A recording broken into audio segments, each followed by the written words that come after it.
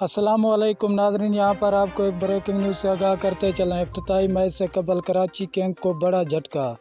हम आपको मुकम्मल अपडेट से आगाह करेंगे। इससे पहले अगर आप हमारे चैनल पर न्यू हैं या पहली बार विज़िट कर रहे हैं तो चैनल सब्सक्राइब करें, साथ देके बेल आइकन ऑल पर कर दें ताकि हर नई आने वाली वीडियो आप तक बआसानी पहुँचती रहे। तो आपका कीमती वक्त ज़ाय किए बगैर चलते हैं वीडियो की तरफ। पाकिस्तान सुपर लीग के 7वें सीज़न के पहले मैच में बाबर अयून बड़ी मुश्किल में फंस गए।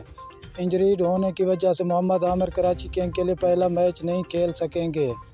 पाकिस्तान सुपर लीग PSL के 7वें सीज़न का मेला सजने को तैयार है और जिसका यादगार इफ्तिताई match PSL champion Karachi King और मुल्तान सुल्तान के दरमियान शाम 7 बजे खेला जाएगा।